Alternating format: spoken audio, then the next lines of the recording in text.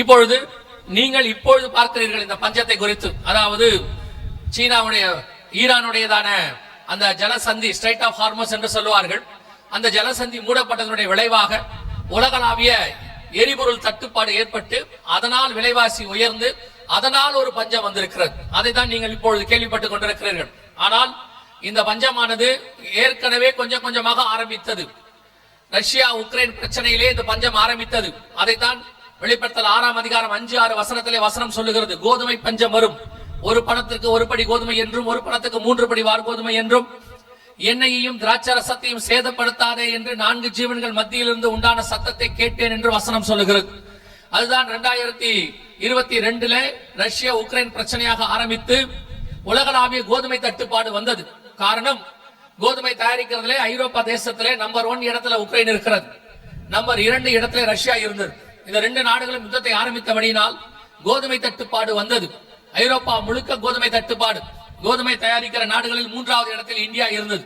அப்பொழுது இந்தியா சொல்லிற்று, நாங்கள் வட இந்தியா முழுவதும் கோதுமை சாப்பிடுகிறபடினால் நாங்கள் கோதுமையை தர முடியாது என்று ஏற்றுமதிக்கு தடை விதித்தது. இப்படி 3 முக்கிய நாடுகளும் கோதுமையை ஏற்றுமதிக்கு தடை விதித்ததினாலே உக்ரைன்ல கோதுமை உற்பத்தி இல்லாமல் போனதினாலே மிகப்பெரியதான கோதுமை தட்டுப்பாடு வந்தது. 1 கிலோ கோதுமை பாகிஸ்தானிலே 1500 ரூபாய் வரை விற்றது. அதே காலகட்டத்திலே இலங்கை போன்ற நாடுகளிலே 3000 ரூபாய்க்கு மேல வித்தது. கோதுமை தட்டுப்பாடு மிக மோசமான பஞ்சத்தை அடைந்தது. ஆனால் அதே காலகட்டத்தில் எண்ணெய் சேதப்படாமல் இருந்தது. அப்போது நீங்க கவனித்திருப்பீர்களானால் எண்ணெய் $65 $90 தான் இருந்தது. இந்த தட்டுப்பாடை எல்லாம் எண்ணெயை வைத்துதான் அவர்கள் சமாளித்துக் கொண்டிருந்தார்கள். வேதாகமத்தில் சொல்லப்பட்ட தீர்க்க தரிசனம் துல்லியமாய் நிறைவேறிற்று. இது வட தேசத்தில் ஆரம்பிக்கும் என்று சகரியாவின் புஸ்தகம் 6ஆம் அதிகாரம் 6ஆம் வசனத்திலே ஆண்டவர் சொல்லுகிறார். கருப்பு குதிரைகளோ வென்றால் வட தேசத்துக்கு புறப்பட்டு போயின என்று சொல்லி அந்த கருப்பு குதிரைகளை குறித்து தான் வெளிப்படுத்தல் 6ஆம் அதிகாரம் 5-6 வசனம் சொல்லுகிறது, கோதுமை பஞ்சம் உண்டாகும் என்று சொல்லி. அந்த வட தேசத்தில் தான் உக்ரைனும் ரஷ்யாவும் இருக்கிறது. ஆண்டவர் சொன்னபடியே துல்லியமாய் நம் கண்களுக்கு முன்பாக 2022 உணவு பஞ்சம் ஆரம்பித்தது. மடகஸ்கர் போன்ற நாடுகளிலே ஜனங்கள் பூச்சிகளை சாப்பிட ஆரம்பித்தார்கள். ஹைத்தி போன்ற நாடுகளிலே ஜனங்கள் களிமண்ணை கரைத்து உப்பு போட்டு வெயிலிலே காய வைத்து சாப்பிட ஆரம்பித்தார்கள். காரணம், பஞ்சம் உச்சநிலை அடைய ஆரம்பித்தது. அதற்கு பிறகு 2022 மேல இலங்கை பகுதியிலே மிகப்பெரிய உணவு பஞ்சம் ஏற்பட்டது. அங்கே ஆட்சி மாற்றத்தின் விளைவாக, கொரோனாவினுடைய விளைவாக மிகப்பெரிய உணவு பஞ்சம் ஆரம்பித்தது. அதோடு கூட பாகிஸ்தான் போன்ற நாடுகளிலே கோதுமை 1500 ரூபாய்க்கு விற்று மிகப்பெரிய உணவு பஞ்சம் வந்தது. உலகளாவிய உணவு பஞ்சம் ஏற்பட்டது. சார்க் நாடுகள் முழுவதும் பஞ்சத்தினால் பாதிக்கப்பட்டது. ஆண்டவர் சொன்னபடியே உணவு பஞ்சம் வந்தது. ஆனால் இப்பொழுது வெளிப்படுத்தல் 6ஆம் அதிகாரம் 8ஆம் வசனத்தில் சொல்லப்பட்டிருக்கிறது, உணவு பஞ்சம் மட்டுமல்ல, பொதுவாக பஞ்சம் என்று வேதம் சொல்லுகிறது. இந்த பஞ்சம் எல்லாவற்றையும் உள்ளடக்கினதாக இருக்கும். இப்பொழுது உங்களுக்கு ஆரம்பித்திருக்கிறது எரிபொருள் பஞ்சம். அந்த எரிபொருள் பஞ்சத்தினுடைய விளைவு அடுத்த கட்டமாக உணவு பஞ்சம்.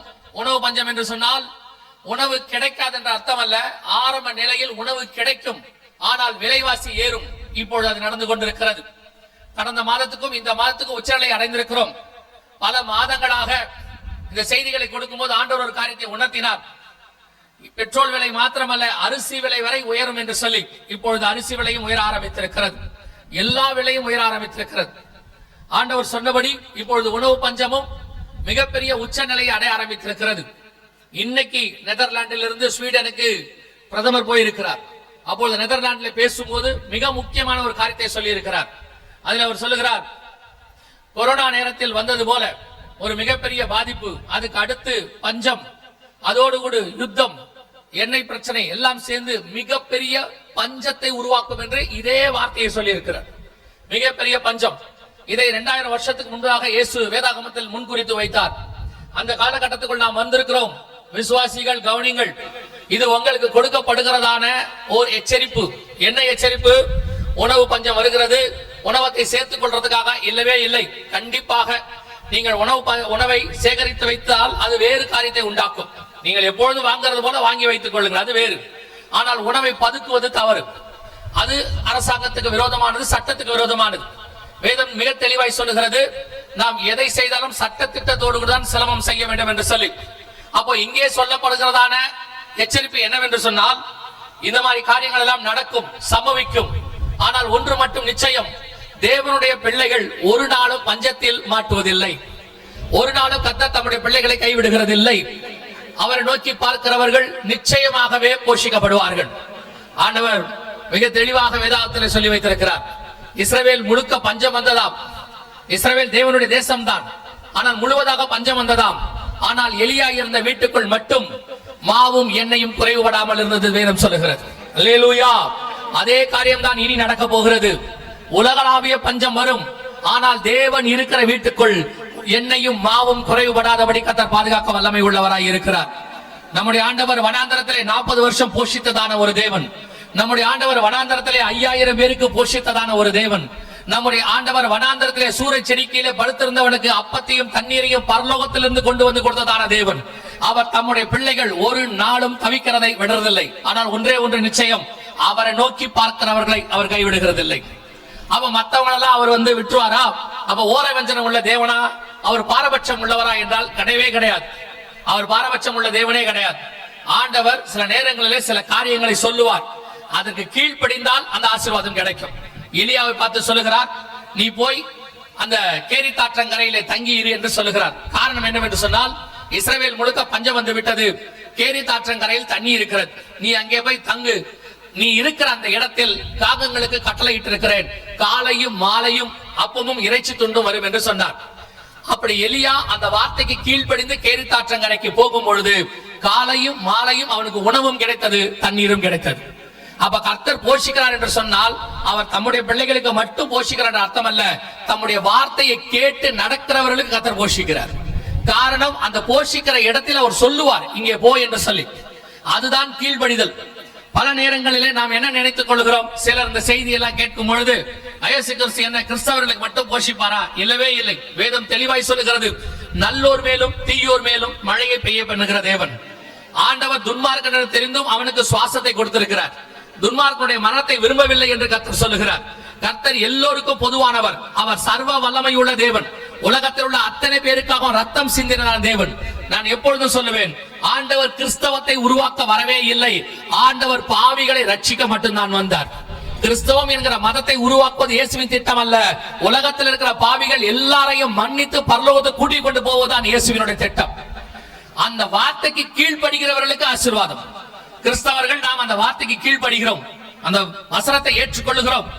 அதுவும் சரி, பல நேரங்களில் நான் சொல்லுவேன், கிறிஸ்தவர்கள் என்கிறதாலே மட்டும் நீங்கள் போஷிக்கப்படுகிறதில்லை.